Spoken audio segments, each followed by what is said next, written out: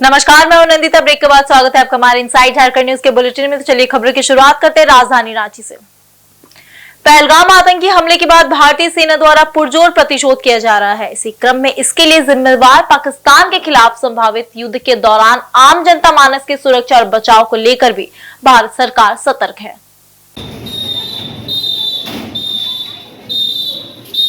इधर देश भर में युद्ध के दौरान आत्मरक्षा को लेकर मॉक ड्रिल कराया जा रहा है। केंद्र सरकार के निर्देश पर झारखंड के भी 5 जिलों के 6 स्थानों में आज मॉक ड्रिल की शुरुआत हो चुकी है। राज्य के विभिन्न सरकारी और निजी स्कूलों में मॉक ड्रिल के जरिए बच्चों को आपात स्थिति से निपटने के लिए बचाव की जानकारी दी जा रही है। इसी क्रम में राज्य के कुछ स्कूलों में आज मॉक ड्रिल कराया गया।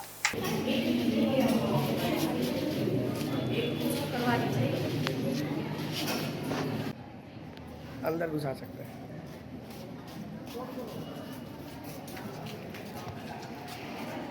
हम लोग पूरी तरह से तैयार हैं। अगर पाकिस्तान हमारे देश में हमला करना चाहते हैं तो हम लोग भी डरेंगे नहीं, हम लोग भी हिम्मत से साथ देंगे। और बाकी हमारी सेफ्टी सुरक्षा की बात है तो हम लोग के शिक्षक हमें सारी बातें बता रहे हैं, जिससे हमें बहुत सारी सुरक्षाओं का ज्ञान हो रहा है। और हम लोग भारत हमेशा तैयार थे, किसी से डरे नहीं हैं और हमेशा तैयार हैं। हमने ये सीखा कि अगर अलार्म बजता है तो हमें कान बंद करके बेंच के नीचे छुप जाना है। अगर हम कहीं भी है, अगर हम घर पे हैं तो लाइट ऑफ करना है, खिड़की ऑफ करना है। अगर हमारे पास इलेक्ट्रॉनिक चीज़ है तो उसे भी ऑफ कर देना है। झारखंड आंदोलनकारी एवं सामाजिक कार्यकर्ता कपूर टुडू उर्फ कपूर बागी के निधन पर बुधवार को सीएम हेमंत सोरेन ने चांडिल के चिल्कू चाकुलिया स्थित आवास पहुंचकर उन्हें श्रद्धांजलि अर्पित की। मुख्यमंत्री ने शोकाकुल परिजनों से मिलकर उन्हें ढांढस बंधाया। ईश्वर से दिवंगत आत्मा की शांति और शोक संतप्त परिजनों को दुख सहन करने की शक्ति देने के लिए प्रार्थना की। अंतिम यात्रा और अंत्येष्टि में भी मुख्यमंत्री शामिल हुए। मुख्यमंत्री ने कहा कि कपूर टुडू जी के रूप में मैंने अपना एक भाई, दोस्त और झारखंड आंदोलनकारी खो दिया है। उनका निधन न सिर्फ हमारी पारिवारिक क्षति है, बल्कि इस राज्य ने एक ऐसे व्यक्तित्व को खो दिया है जिन्होंने अलग राज्य के संघर्ष से लेकर अपने पूरे जीवन काल में सामाजिक कार्यकर्ता के तौर पर आम लोगों की तकलीफों को दूर करने का प्रयास करते रहे। उनका निधन हमारे लिए अपूरणीय क्षति है। गौरतलब है कि स्वर्गीय कपूर टुडू मुख्यमंत्री हेमंत सोरेन के फुफेरे भाई थे। इलाज के दौरान बीते 6 मई को उनका निधन हो गया था। उनके परिवार में एक बूढ़ी मां, पत्नी समेत 2 पुत्र, 1 पुत्री है। तीनों नाबालिग है।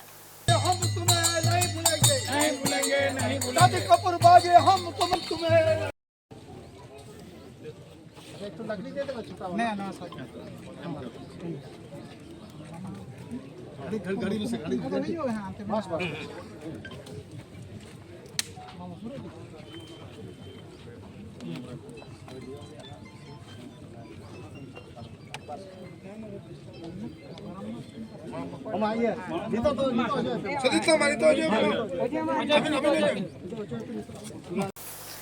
भारतीय सेना द्वारा पहलगांव में हुए आतंकवादी घटना के प्रतिशोध में बीती रात चलाए गए ऑपरेशन सिंदूर से भारतीय जनमानस में हर्ष व्याप्त है। रांची में लोगों ने भारत के पाकिस्तान को करारे जवाब का जश्न मनाया। रांची के रातू रोड में लोग इकट्ठा हुए और पटाखे जलाकर अपनी खुशियां का इजहार किए। मौके पर लोग हिंदुस्तान जिंदाबाद, भारतीय सेना जिंदाबाद और पाकिस्तान मुर्दाबाद के नारे लगा रहे थे।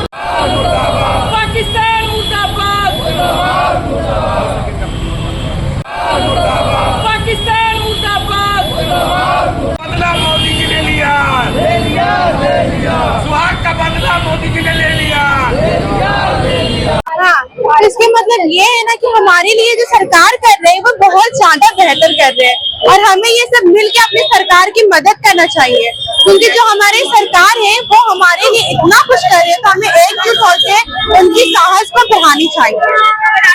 सटीक नाम है सर, बिल्कुल सटीक नाम है। जो भी हुआ है वो यहाँ तक कि देख लीजिए कि जो भी औरतों को छोड़ दिया गया और जेंट्सों को मारा गया है, इसमें बिल्कुल सिंदूर जो दिया गया है, ऑपरेशन सिंदूर, वो बिल्कुल सही नाम दिया गया है, बिल्कुल अच्छा नाम दिया गया है। देखिए, सबसे पहले ग्रैंड सैल्यूट है मोदी जी को और इंडियन आर्मी को कि 22 तारीख को घटना घटी और आज जवाब मिला है, और ये जवाब की शुरुआत है। ये आतंकवाद के सफाया की शुरुआत है, और आतंकवाद का सफाया सिर्फ पाकिस्तान से नहीं होगा, पूरे ग्लोब पे ये जो कट्टरपंथी लोग हैं, आतंकवादी लोग हैं, उनके सफाया का शुरुआत है ये हमला। और देश की जनता, इंडियन आर्मी केंद्र सरकार के साथ है, और हम लोग अब मुंह तोड़ जवाब देंगे। ये बदलता हुआ भारत है, ये सशक्त भारत है, ये समृद्ध भारत है, ये मजबूत भारत है। हर फ्रंट पर आतंकियों को हम लोगों ने संकल्प ले रखा है कि हम लोग लड़कर उनको मारेंगे, और उनको समर्पित जो देश उनको समर्थन देते हैं उनको भी ये पक्का नहीं जाएगा। और ये जो हमारे बहनों का ऋण था, ये तो ऋण रहेगा ही, हम उनके लोगों को वापस नहीं दिला सकते हैं, लेकिन जो लोग उनके हस्बैंड के, उनके माँ बाप भाई के हत्या के जिम्मेवार है, उनको दूर दूर तक बख्शा देते हैं। उधर अखिल भारतीय इमाम एसोसिएशन के राष्ट्रीय अध्यक्ष मौलाना साजिद रशीदी ने रांची में प्रेस वार्ता के जरिए वक्फ संशोधन विधेयक की खूबियों को बताया। मौलाना रशीदी ने पत्रकारों से कहा कि संसद द्वारा पारित वक्फ संशोधन अधिनियम 2025 वक्फ संपत्तियों के प्रबंधन में पारदर्शिता, जवाबदेही और दक्षता को बढ़ाता है। वहीं मौलाना साजिद ने कहा कि यह विधेयक वक्फ अधिनियम 1995 में संशोधन कर मौजूदा प्रावधानों को और अधिक प्रभावशाली बनाता है।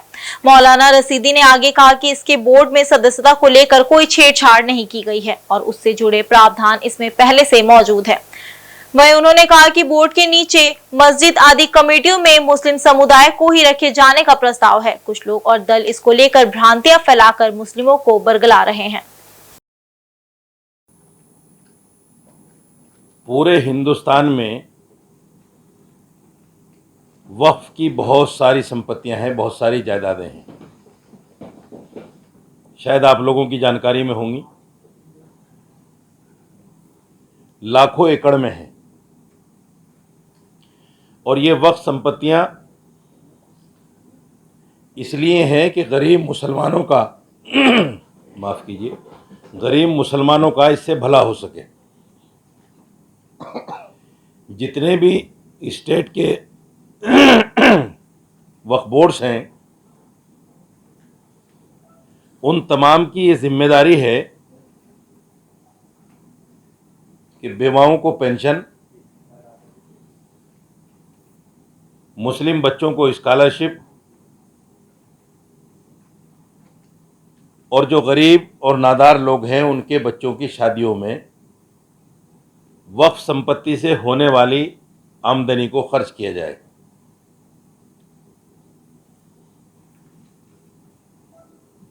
मैं करीब 28-29 साल से वक्फ बोर्ड का इमाम भी हूं और वक्फ बोर्ड को देख रहा हूं।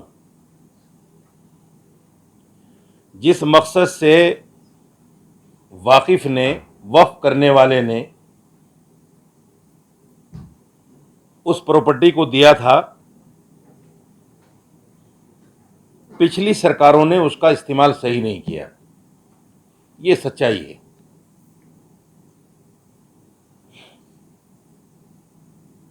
इस्तेमाल इसलिए सही नहीं किया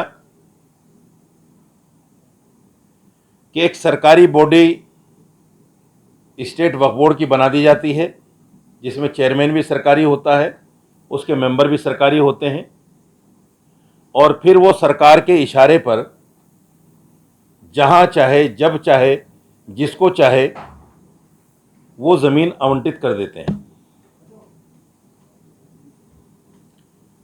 पहले एक मामला था, आपको याद होगा कि 99 ईयर्स के लिए लीज पर दे दी जाती थी। बाद में वो ख़त्म हुआ, लेकिन परंपरा अब भी जो कि तो चल रही थी वो। और कांग्रेस सरकार ने, ख़ास तौर से मैं दिल्ली की बात करूं, दिल्ली के अंदर 250 बीघा ज़मीन, 250 बीघा ज़मीन, गज नहीं, 250 बीघा और वो भी प्राइम लोकेशन पर।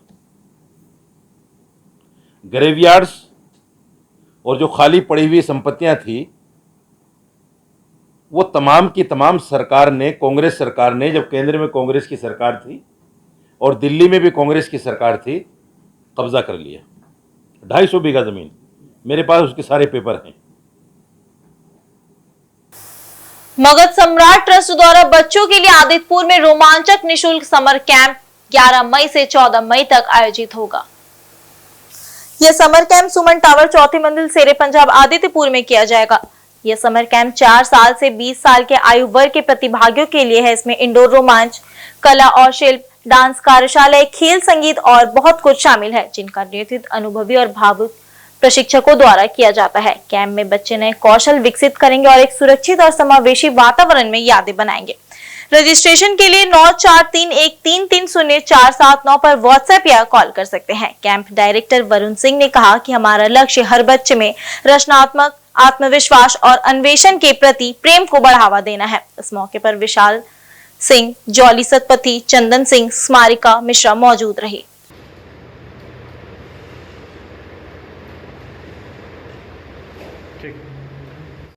और बहुत सारे एक्टिविटीज हैं जो आप इसमें पार्टिसिपेट कर सकते हैं और अपने आप प्रतिभा दिखा सकते हैं। ट्रस्ट के मगध सम्राट ट्रस्ट के द्वारा एक समर कैंप आयोजित किया जा रहा है, जो कि बिल्कुल निःशुल्क होगा। यहाँ पे बच्चे आकर के अलग अलग एक्टिविटीज़ जैसे कि ड्राइंग, डांसिंग, इंडोर गेम या और भी भिन्न भिन्न तरीके के एक्टिविटीज़ कर सकते हैं। ये बिल्कुल निःशुल्क होने वाला है, यहाँ पे कोई भी पैसे नहीं लगने वाले हैं। लेकिन हमारे पास लिमिटेड सीट्स हैं, हमारे पास गिनती के 50 सीट्स हैं। आपको अगर रजिस्टर करवाना है, आप जल्दी से जल्दी दिए गए नंबर पर फ़ोन करें और अपने बच्चों के स्लॉट बुक करें। ये 11 से 14 मई तक होने वाला है और सुबह 8 बजे से शुरू हो जाएगा। ये सुमन टावर आदित्य क्षेत्र में होगा। बताइए, ये सुमन टावर, मैं वरुण सिंह, बास का डायरेक्टर।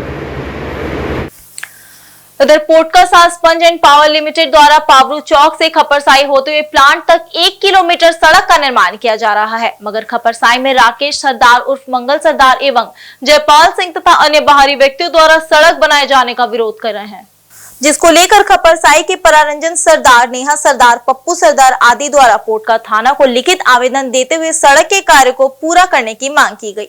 वहीं ग्रामीणों का कहना है कि रास्ते को अपनी जमीन बताकर मंगल सरदार द्वारा लकड़ी का टुकड़ा, पत्थर आदि रखकर लगातार विरोध किया जा रहा है। वहीं इसका समर्थन जयपाल सिंह समेत कई बाहरी व्यक्तियों द्वारा किए जाने से सड़क निर्माण में बाधा पहुंच रही है। इस सड़क से होते हुए लगभग आधा दर्जन गाँव जुड़ता है। लोगों के आवागमन का यह एकमात्र रास्ता है। लगातार विरोध के माध्यम से सड़क का निर्माण कार्य पूरा होने नहीं दिया जा रहा है। वहीं ग्रामीणों ने कहा कि सड़क का कार्य जल्द से जल्द पूरा करने की मांग की जा रही है, ताकि यहां के लोगों का आवागमन में सुगमता हो सके। तेंतला ग्राम टोला खपरसाई का है, जो शाहचौन होते हुए पारू मोड़ रोड निकलता है और रोड कुछ बाहरी आदमी आके रोड बनने नहीं दे रहा, बार बार मतलब विवाद फैला रहा, गांव को झगड़ा लगाने की काम कर रहा और एक गांव को मतलब 2 भाग में बांट रहा। नेहरू टोला एक टुक बना दिया खपरसाई को और मतलब ऐसे ही मतलब आपसी झगड़ा करवाता है गांव में। क्या मांग है आप लोग? जयपाल सरदार और राम सिंह सरदार और मंगला सरदार। क्या मांग है आप लोग का? हम लोग का मांग यही है कि जो कंपनी रोड बना रहा उसको बनने दिया जाए और बहुत पीढ़ी के मतलब 3-4 पीढ़ी का रोड है, बहुत पुराना रोड है और रोडे रहना चाहिए। जो बन रहा है ना शाहजपंज गेट से मतलब पाहरू चौक तक, तो ये मतलब आधा बना हुआ है और आधा बनने में मतलब विवाद कर रहा है कि नहीं ये मेरा जगह है, वही मतलब। तो आप लोग क्या चाह रहे हैं? हम लोग चाहते हैं कि रोड पूरा बने, क्योंकि बरसात के टाइम में हम लोगों को बहुत दिक्कत होता है आने जाने में। हम लोग बच्चा स्कूल जाता, अभी भी दिक्कत है, आदमी बाइक से गिर जाता है, तो ये दिक्कत है कि हम लोग चाहते हैं कि रोड बने। आज के बुलेटिन में सिर्फ इतना ही। कल मिलते हैं नए समाचारों को लेकर, तब तक के लिए देखते रहे इनसाइड झारखंड न्यूज। धन्यवाद।